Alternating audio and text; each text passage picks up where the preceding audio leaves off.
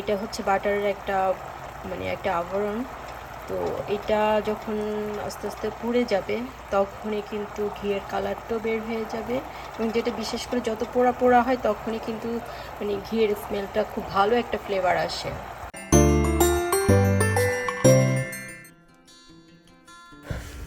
আসসালামু আলাইকুম, welcome back to my channel. আমি Meher from Meher's kitchen and creativity channel এবং পেজ থেকে বলছি। আশা করছি আপনারা সবাই ভালো আছেন। আলহামদুলিল্লাহ, আমরাও ভালো আছি। যে যেখানে আছেন অবশ্যই নিরাপদে থাকবেন, সুস্থ থাকবেন।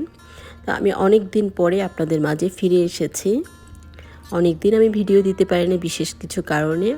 তা আজ খুব সহজ এবং সিম্পল একটা রেসিপি নিয়ে আপনাদের মাঝে ফিরে এলাম। বাটার, আনসল্টেড বাটার দিয়ে এই ঘিটা করতে হয়। তো শুরু থেকে শেষ পর্যন্ত আমার সঙ্গেই থাকুন। এই যে আমি একটা একটা করে দিয়ে দিব স্টিকগুলো দিলেই গলে যাবে। এই যে আমি সবগুলো দিয়ে দিয়েছে। এগুলো খুবই লো ফ্লেমে আমি এটা করেছি।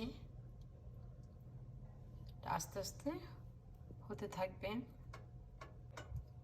এই যে এইভাবে মেল্ট হয়ে যাবে। মেল্ট হয়ে গিয়ে আস্তে আস্তে যে একটা থাকে, একটা আবরণ থাকে যে বাটারের, সেই জিনিসটা আস্তে আস্তে যখন পুড়ে যাবে তখনই কিন্তু ঘিয়ের ইয়াটা বের হয়ে যাবে।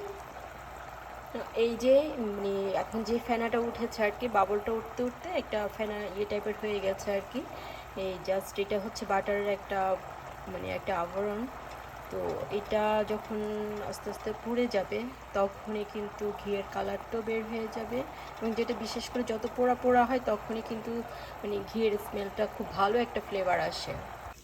এখন প্রায় শেষের দিকে এই যে ইয়াটা ছিল, যে একটা ফেনা ফেনা একটা ভাব ছিল, সেটা নিচে বসে গেছে এবং আরও কিছু বাবল উঠবে। তারপর আস্তে কালারটা চেঞ্জ হয়ে যাবে, একটা সুন্দর একটা ফ্লেভার আসে, খুবই ভালো একটা ফ্লেভারটা।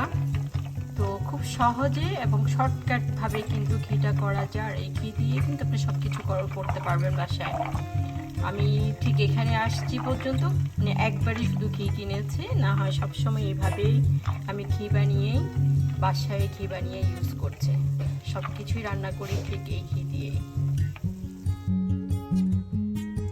কত সহজে হয়ে গেল ভেতর ছাড়া ঘি।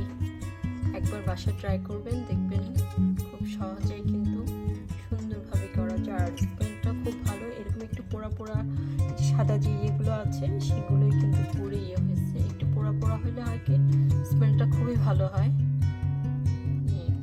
এটা বাসায় তৈরি না করলে বুঝতে পারবেন না। বাসায় একবার ট্রাই করে দেখবেন, খুবই ইজি, একদম সহজভাবেই করা যায়। এখন আমি ঠান্ডা হওয়ার পরে একটু জারের মধ্যে নিয়ে নিব। রেসিপিটা খুবই সহজ। আমি আরও খুব সহজভাবে তৈরি করে দেখানোর চেষ্টা করেছি। আশা করছি আপনাদের ভালো লেগেছে। আর যদি ভালো লেগে থাকে অবশ্যই লাইক, কমেন্ট, শেয়ার করবেন আপনার ফ্রেন্ডস অ্যান্ড ফ্যামিলির সাথে। আজ এই পর্যন্ত, সবাই ভালো থাকবেন। আল্লাহ হাফেজ। ও হ্যাঁ, অবশ্যই আমার চ্যানেলটাকে সাবস্ক্রাইব করবেন। ভালো থাকবেন সবাই।